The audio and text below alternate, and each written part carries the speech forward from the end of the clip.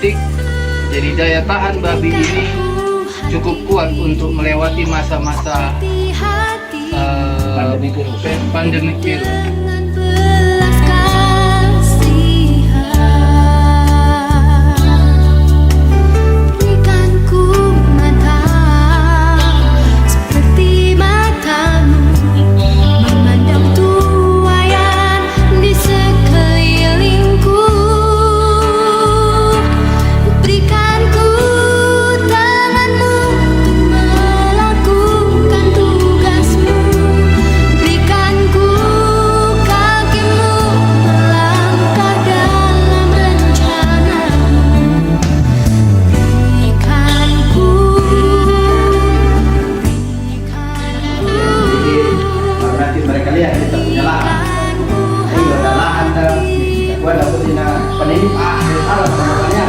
Bagaimana lahannya Bapak selama ini, hasil apa, terus apa dia punya kendala, apa dia punya masalah, kayak begitu kadang-kadang.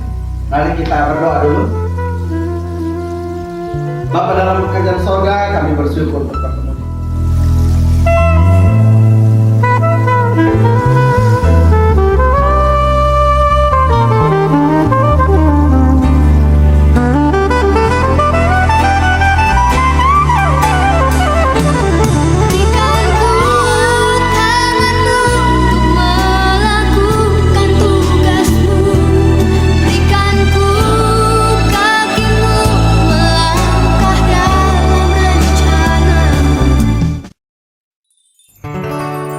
Shalom Bapak Ibu Saudara-saudari yang ada di rumah.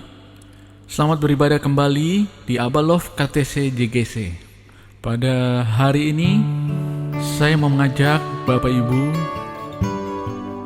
kita mau angkat setiap hati kita mau menyembah Dia.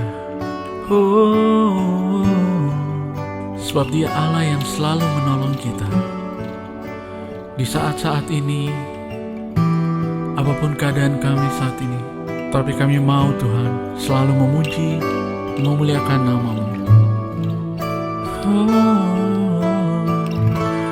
Musim akan selalu berganti, kasih Tuhan tetap abadi, tak akan berubah sampai selamanya. Ku tetap percaya. Ku yakin Tuhan memberkati. Ku yakin Tuhan melindungi. Burung di udara Tuhan pelihara.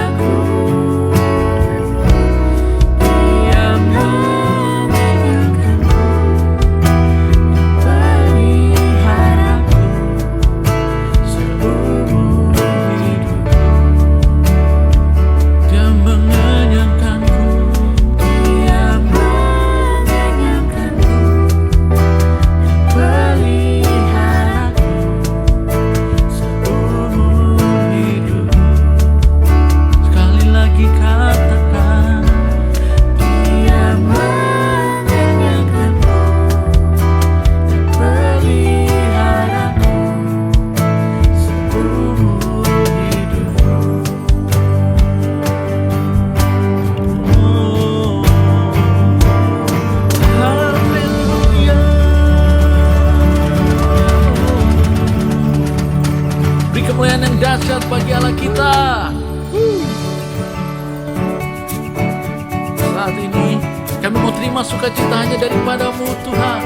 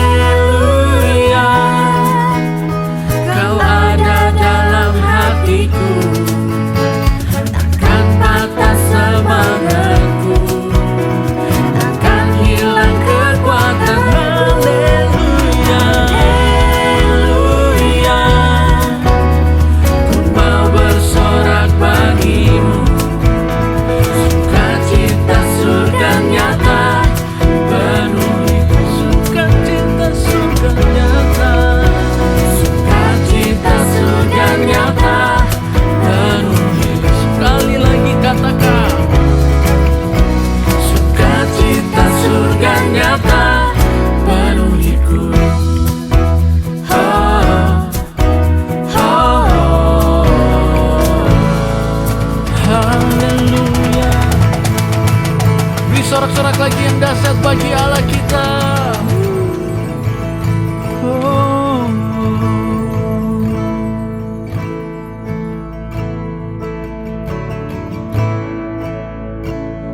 Kami angkat setiap hati kami menyembah-Mu, sebab Kau Allah yang setia.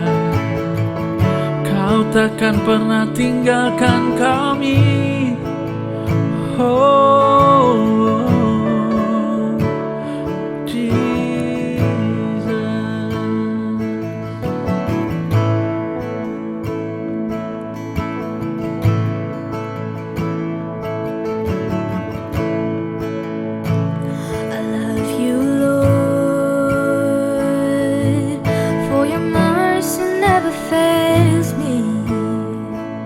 All my days I've been held in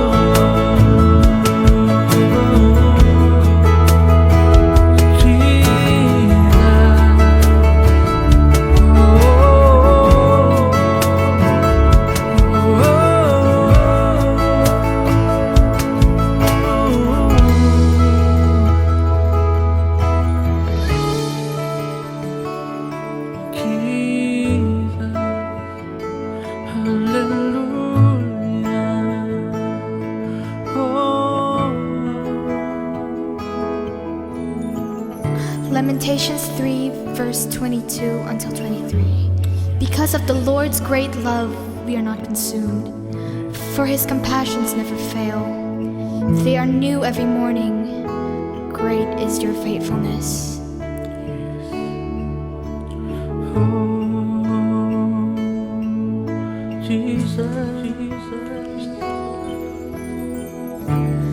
All my life you have been faithful. All my life, All my life you have been so good. With every breath that I am able, I will sing of the goodness of God. I love you. I love you, Lord, for your mercy never fails me. All my days I've been held in your hands. From the moment that I wake up until I lay my head, I will sing of the goodness of God. I will sing of the goodness of God. I will sing of the goodness of God.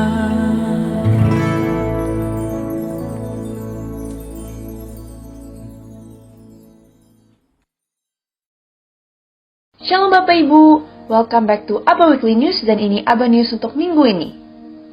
Yang pertama, kami ada serial renungan harian 7 hari tentang topik mengalami kasih Allah dalam kedukaan. Serial renungan harian 7 hari ini sudah tersedia untuk bisa di-share dan digunakan bagi yang sedang berkabung supaya kedukaan yang ada menjadi pijakan untuk lebih mengenal kasih Allah. Silakan kunjungi link berikut ini. Berikutnya, kami juga ada serial renungan harian 14 hari tentang menang melawan COVID-19.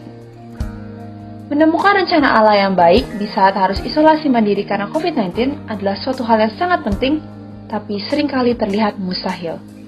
Mengapa?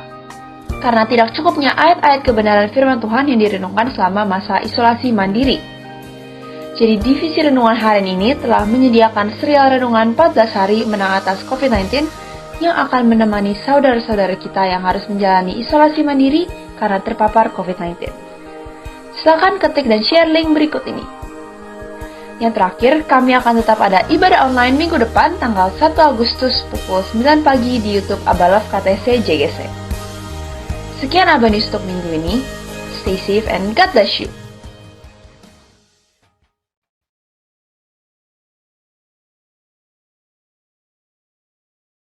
Di sini kami mau menyaksikan bagaimana kebaikan Tuhan di dalam hidup kami dan keluarga ya.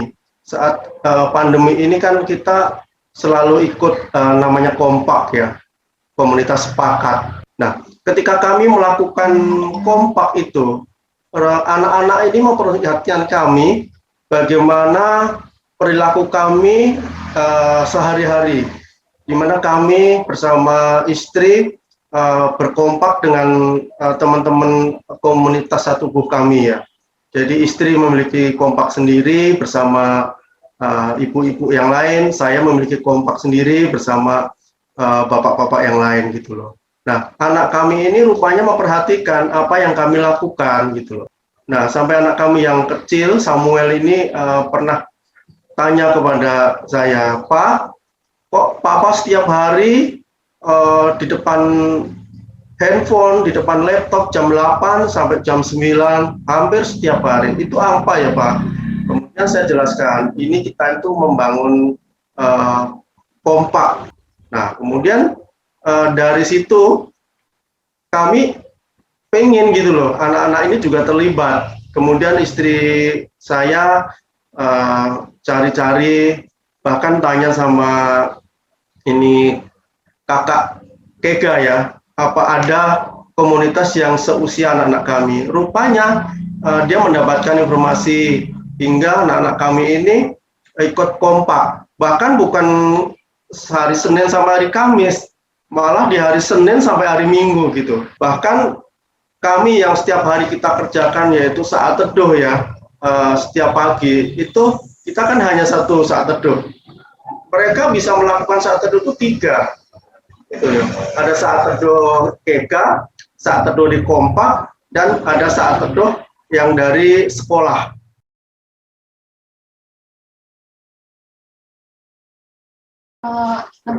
Kalau Nabila itu pertama kali kompaknya itu ditawarin sama kakak Kega Nabila yang dekat sama Nabila. Katanya, Nabila mau ikut nggak kompak? Kamu udah pernah ikut nggak? Nah terus dijelasin. Terus Nabila kayak, oh kok menarik banget gitu kan, bisa bertumbuh bersama. Terus walaupun orangnya sedikit, kita masih bisa sharing kan, sharing saat teduh, sharing kehidupan, bisa sama-sama melengkapi. Jadi Nabila mau masuk, Nabila mau coba. Terus kebetulan mama sama papa kan juga ikut kompak, jadi Nabila terus dikasih tahuin lagi dari orang tua, dari kakak Kega, dijelasin betapa pentingnya itu ikut kompak.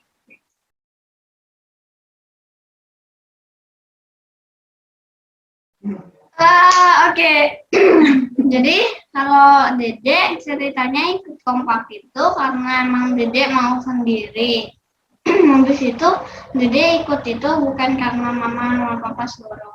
Awalnya itu Dede minta kompak, habis itu kakak cariin, terus sudah ketemu. Nah awal-awal Dede ikut itu tiba-tiba Dede itu di WA sama Missnya. Nama Missnya itu Miss Nisha.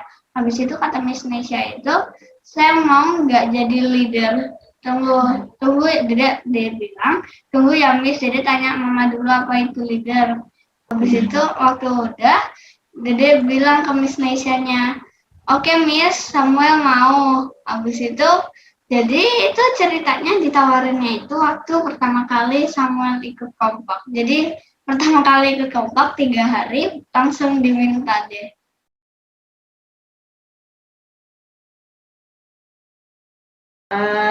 Tentunya ya, kami sebagai orang tua itu senang gitu ya, bangga lihat perubahan anak-anak.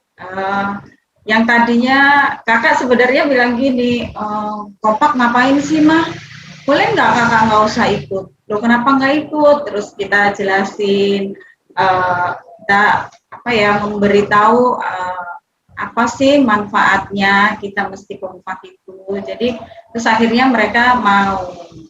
Terus pertumbuhan imannya anak-anak ini ya Pak, luar biasa loh. Kita kalah sibuknya sama mereka. Anak-anak ini antusias gitu untuk melayani. Terus satu lagi yang bikin kami bangga itu Pak, mereka itu komitmennya dijalankan.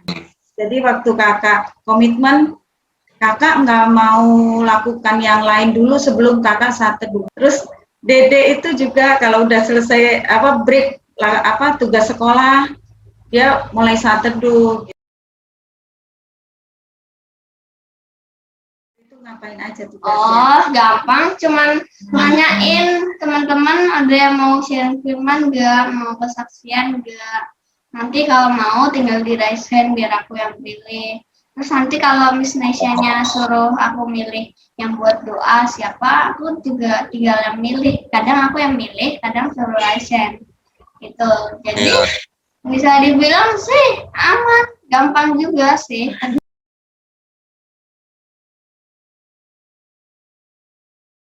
Kalau kerinduan kami itu pengen gitu ya Pak, supaya keluarga inti dari istri itu juga mengalami Tuhan.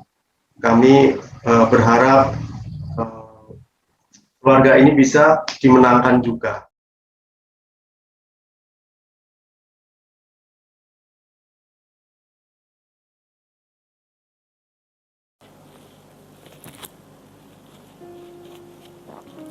Shalom saudara, saya berharap saudara semua ada dalam keadaan baik-baik saja hari ini. Keluarga saudara diberkati oleh Tuhan, dan kita semua diberikan kesehatan yang baik oleh Tuhan. Sehingga kita dapat beribadah kepada Tuhan hari ini.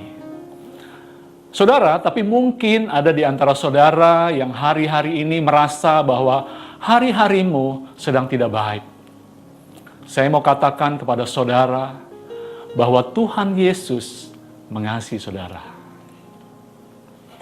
Hari ini saya ingin menyampaikan mengenai khotbah Tuhan Yesus di bukit tentang ucapan bahagia yang ketiga. 2 minggu lalu kita sudah mendengar tentang ucapan bahagia yang pertama, yaitu berbahagialah orang yang miskin di hadapan Allah, karena mereka lah yang mempunyai kerajaan sorga. Dan minggu lalu kita juga belajar tentang ucapan bahagia yang kedua, berbahagialah orang yang berduka cita, karena mereka akan dihibur. Nah saudara, hari ini kita mau membaca Matius 5 ayat 5, ya. Firman Tuhan berbunyi demikian, berbahagialah orang yang lemah lembut, karena mereka akan memiliki bumi. Di dalam terjemahan lain dikatakan, berbahagialah orang yang rendah hati, mereka akan menerima apa yang telah dijanjikan Allah. Saudara, kata lemah lembut biasanya selalu dikaitkan dengan kata rendah hati. Jadi, kata lemah lembut identik dengan kata rendah hati, saudara. Biasanya kalau kita berbicara tentang orang yang lemah lembut, kita akan membayangkan seseorang yang baik, ramah, sopan santun, dan lain sebagainya. Tetapi apa sebenarnya yang dimaksud oleh Tuhan Yesus dengan kata lemah lembut tersebut? Dan mengapa orang yang lemah lembut disebut berbahagia, saudara? Oleh karena itu kita akan simak 3 kebenaran penting berikut ini. Yang pertama, orang yang lemah lembut siap dibentuk oleh Tuhan.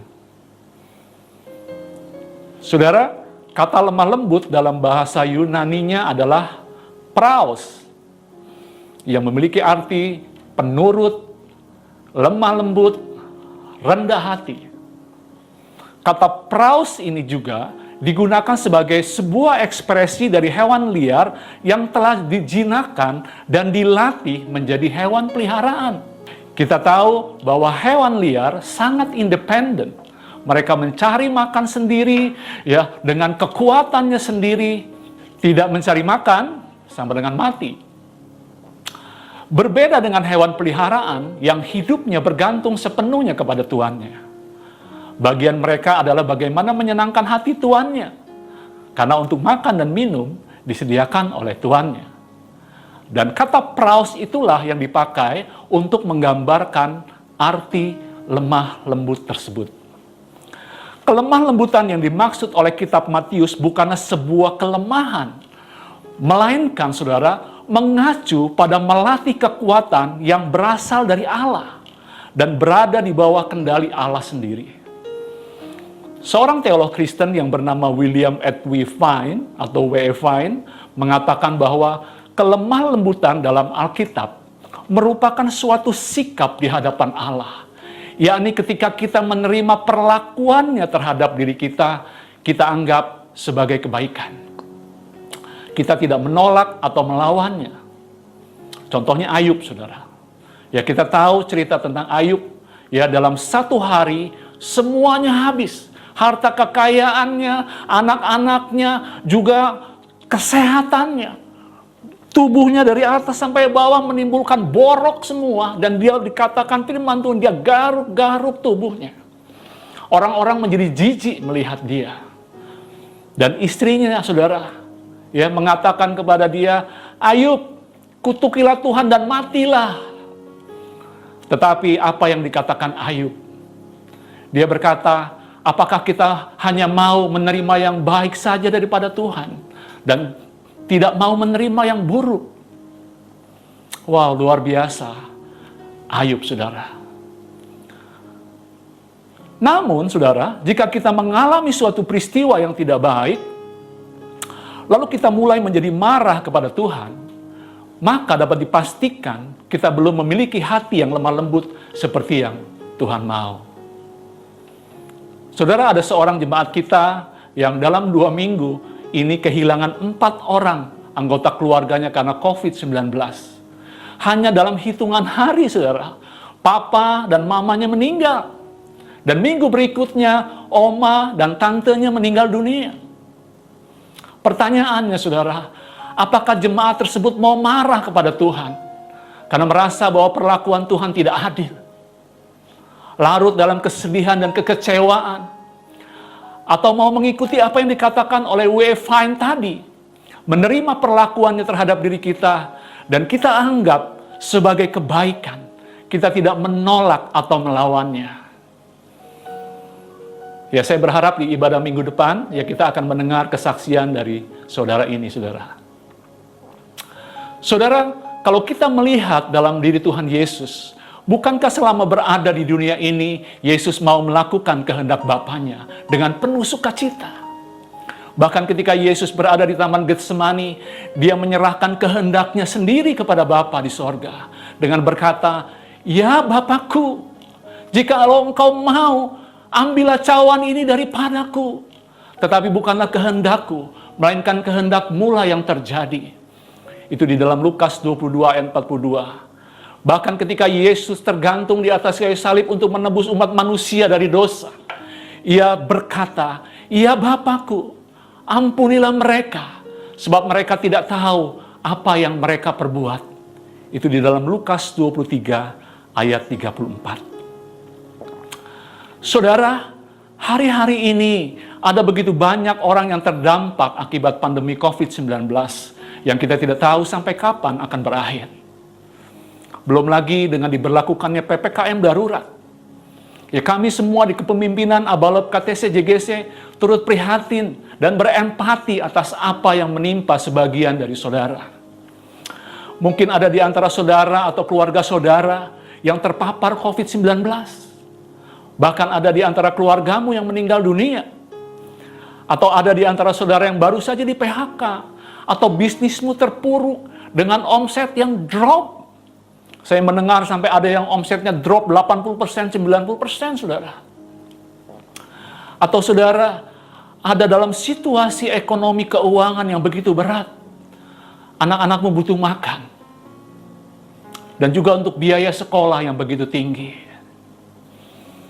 Atau situasi keluarga saudara, hubungan suami istri yang berada di ujung tanduk. Dan masih banyak lagi pergumulan dan tantangan yang saudara dan saya hadapi setiap hari. Tetapi pagi hari ini saya ingin menasihatkan saudara, ya, demi kasih Kristus. Mari saudara, kita tetap kuat karena Tuhan sedang membentuk hidupmu. Tetap percaya dan berharap kepada Tuhan. Saudara dan saya menjadi orang yang lemah lembut, yang siap dibentuk oleh Tuhan. Yakinlah bahwa Tuhan akan membuat mukjizat di dalam hidupmu. Akan ada pertolongan Tuhan terjadi atas hidupmu dan keluargamu, saudara. Haleluya. Demikian poin yang pertama, orang yang lemah lembut siap dibentuk oleh Tuhan. Kita masuk poin yang kedua, saudara. Orang yang lemah lembut mau diajar. Kita akan baca dalam Matius 11 ayat 28 sampai 30. Berbunyi demikian. "Marilah kepadaku semua yang letih lesu dan berbeban berat, aku akan memberi kelegaan kepadamu. Pikulah kuk yang kupasang," kata Tuhan. Kuk adalah kayu lengkung yang biasanya dipasang di tengkuk kerbau atau lembu, ya, untuk menarik bajak atau pedati, saudara. Kuk dipasang agar kerbau atau lembu dapat mengikuti kemauan si petani. Dan selanjutnya Yesus mengatakan, "Dan belajarlah kepadaku, karena aku lemah lembut dan rendah hati, dan jiwamu akan mendapat ketenangan.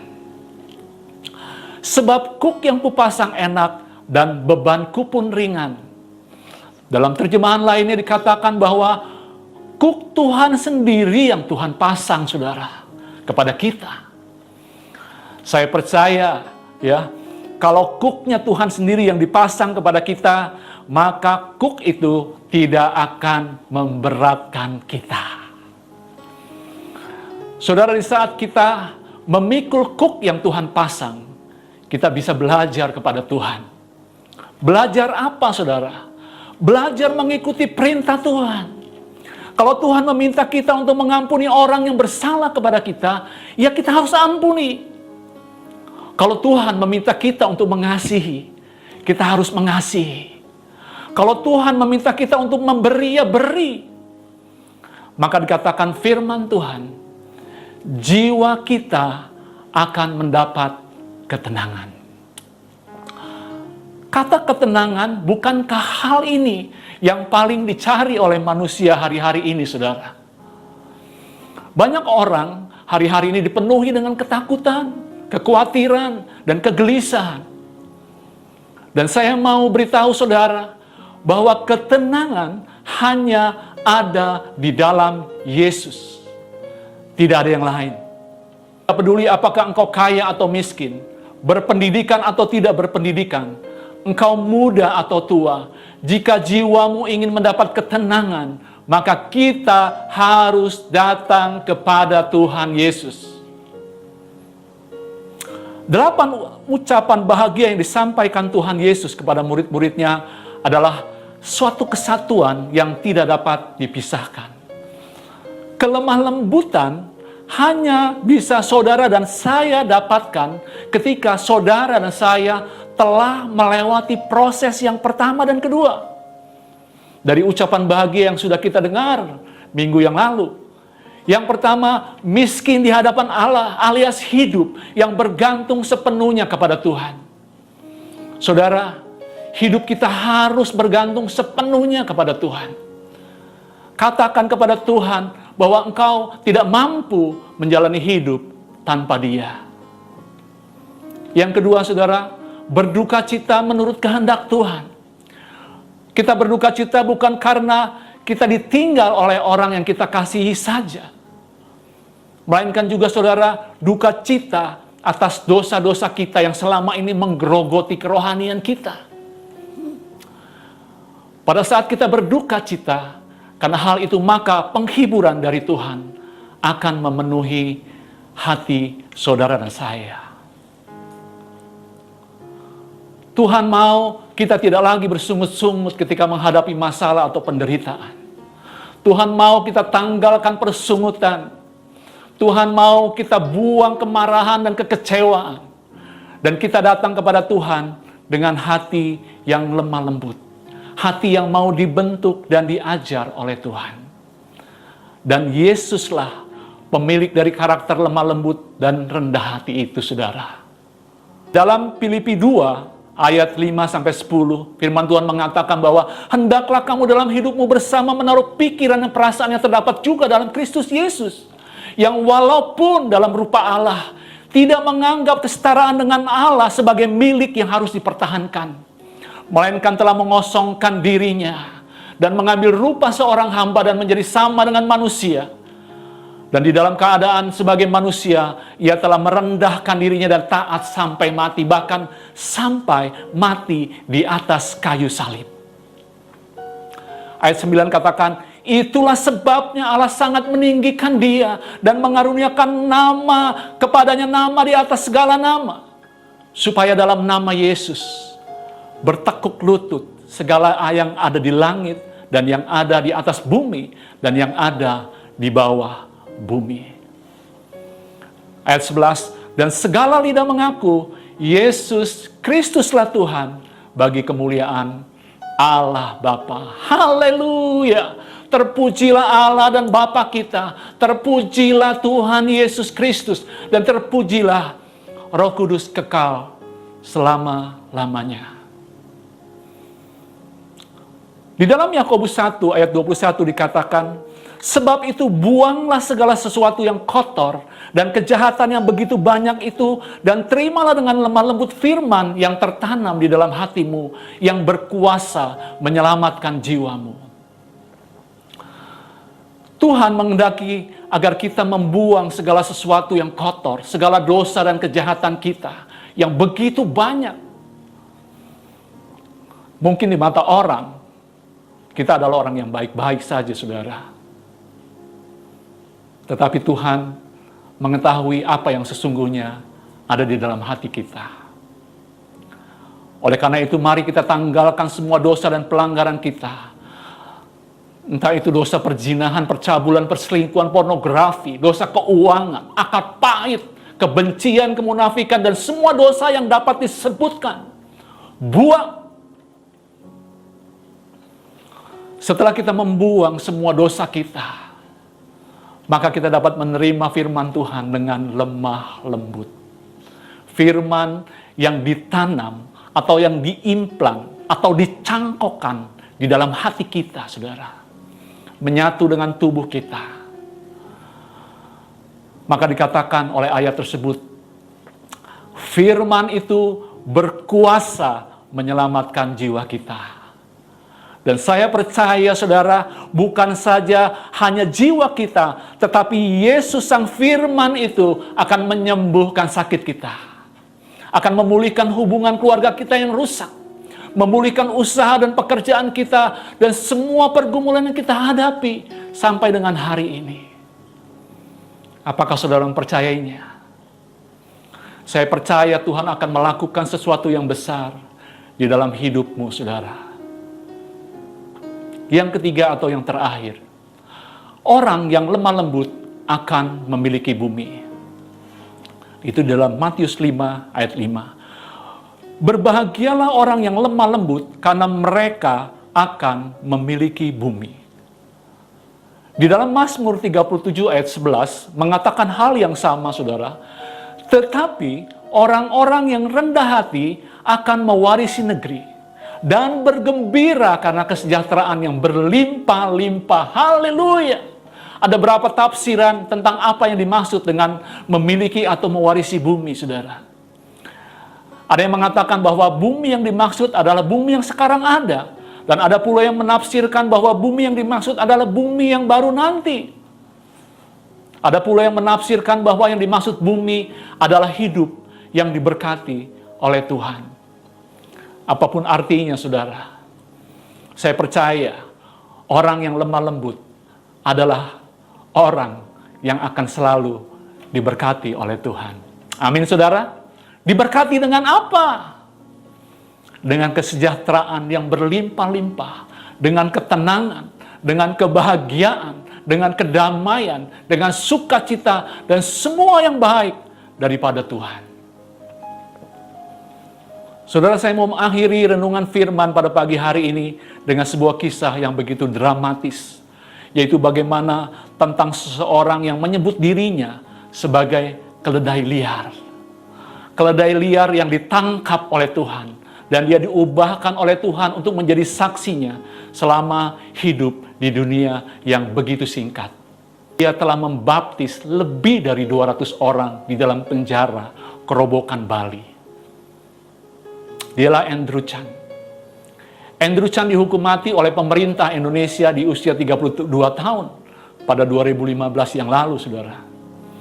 Andrew bersama kawan-kawannya tertangkap di atas pesawat yang hendak membawa mereka terbang ke Australia pada tahun 2005. Dan mereka dikenal dengan nama kelompok Bali Nine. 9 orang anak muda berandalan yang mencoba menyelundupkan narkoba dari Bali ke Australia. Seminggu setelah dijebloskan ke dalam penjara, Andrew Chan hendak bunuh diri karena putus asa dan dicekam ketakutan yang sedemikian rupa. Namun ketika Andrew hendak mengikat lehernya dengan tali kain baju yang disiapkan untuk menggantung dirinya, dia naik ke atas tempat tidur, ada teralis di situ. Tiba-tiba ia teringat akan masa kecilnya, di mana ia pernah diajak oleh seorang temannya yang bernama Luke atau Lukas ke sekolah minggu. Dan pada saat ia datang ke sekolah minggu itu, sang guru sekolah minggu sedang bercerita kepada murid-muridnya tentang sorga dan neraka.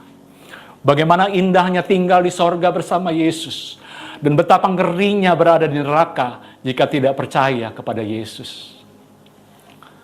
Seketika Andrew Chan menangis dan segera meloncat turun dan berlutut. Dia menangis sejadi-jadinya, saudara. Andrew berteriak dalam bahasa Inggris meminta sebuah Alkitab kepada sipir penjara, namun dia tidak mendapatkannya. I want a Bible, I want a Bible.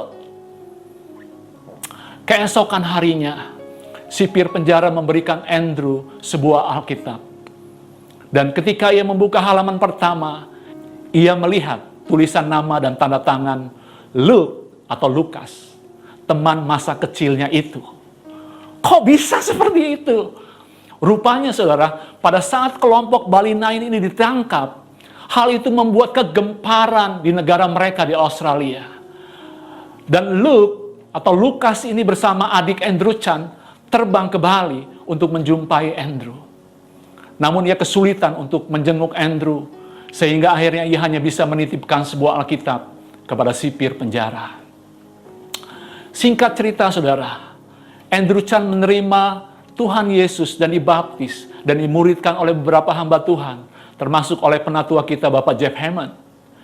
Ia membina dan memuridkan Andrew.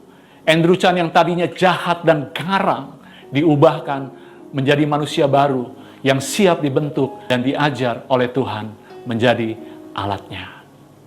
Dan dia membawa banyak narapidana untuk datang menerima Tuhan Yesus sebagai Tuhan dan Juru Selamatnya.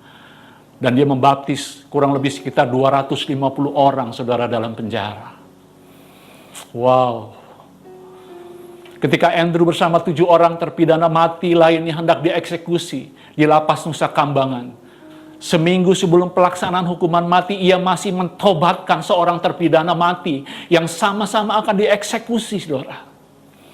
Orang tersebut bertobat dan menerima Tuhan Yesus sebagai Tuhan dan Juru Selamatnya ketika mendengar Andrew menceritakan tentang penjahat yang disalibkan di samping Tuhan Yesus.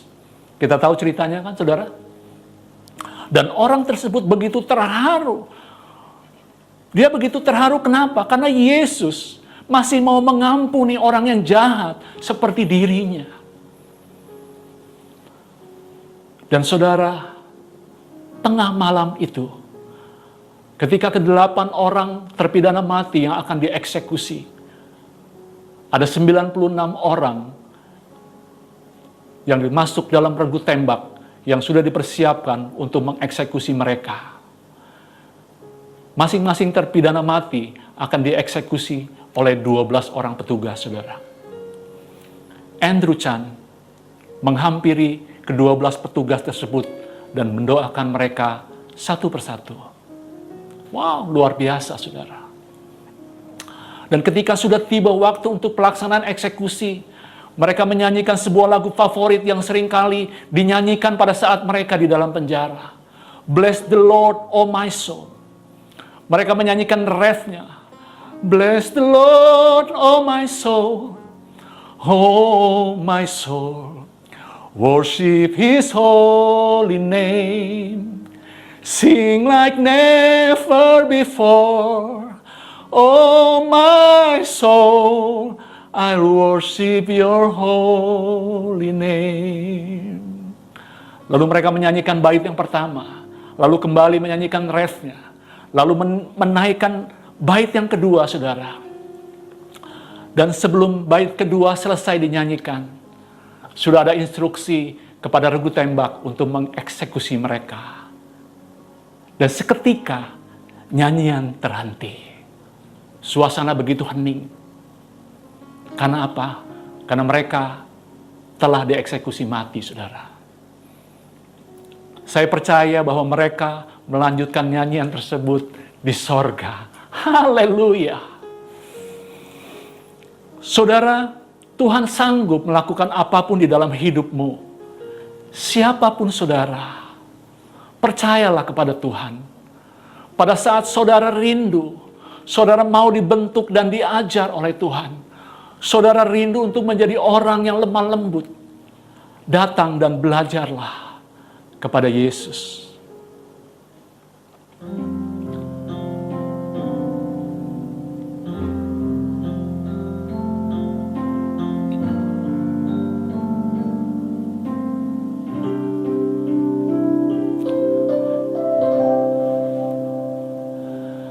Bila hati terasa berat, tak seorang pun mengerti bebanku. Ku tanya Yesus, apa yang harus ku ku buat. Dia berfirman, mari datanglah. Dia selalu pedulikan aku. Ku datang Yesus, Dia pikul segala bebanku. Sujud di altarnya, ku bawa hidupku, ku terima anugerahnya. Dia ampuniku dan bebaskanku. Dia ubah hidupku, baharui hatiku. Sesuatu terjadi saat datang di altarnya. Mari saudara, kalau ada di antara saudara yang pada pagi hari ini bebanmu begitu berat, ada begitu kesedihan yang begitu menekan hidupmu karena engkau ditinggal oleh orang-orang yang kau kasihi. Marilah kita datang kepada Tuhan. Kita minta penghiburan daripada Tuhan. Kita minta suatu ketenangan yang daripada Tuhan untuk ada di dalam hati kita. Kalau ada saudara di antara saudara yang mengalami begitu tekanan dalam hidupmu, dalam ekonomi keuangan keluarga saudara, mari kita datang kepada Tuhan. Sujud di altarnya, ku bawa hidupku, ku terima anugerahnya. Dia ampuniku dan bebaskanku.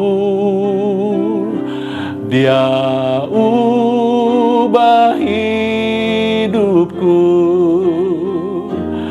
barui hatiku. Sesuatu terjadi saat datang di altarnya. Kesembuhan terjadi, kesembuhan terjadi, pemulihan terjadi, sesuatu terjadi, sesuatu terjadi saat datang di altarnya.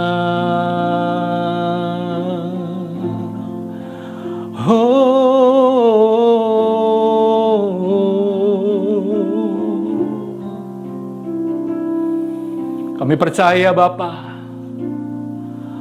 pada saat kami datang di altar-Mu, kami bawa hati kami bawa hidup kami. Kami percaya Tuhan, sungguh seperti yang dikatakan nyanyian lagu ini Tuhan, ada kesembuhan terjadi pagi hari ini. Ada pemulihan yang terjadi pagi hari ini. Ada pertolongan yang terjadi pagi hari ini Tuhan, kepada umat-Mu Tuhan. Biar kiranya Roh Kudus-Mu menaungi hidup kami semua Tuhan.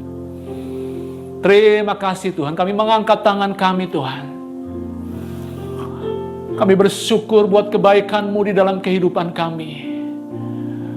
Biarlah kami Tuhan memiliki hati yang siap dibentuk, yang siap diajar, sehingga hati kami Tuhan dapat menerima firman Tuhan, dapat mengikuti perintah-perintah-Mu, apa yang Engkau mau untuk kami lakukan Tuhan. Sebentar kami mau akhiri ibadah pada pagi hari ini. Kami percaya Tuhan, Engkau yang memberkati umat-Mu dimanapun mereka berada pada pagi hari ini.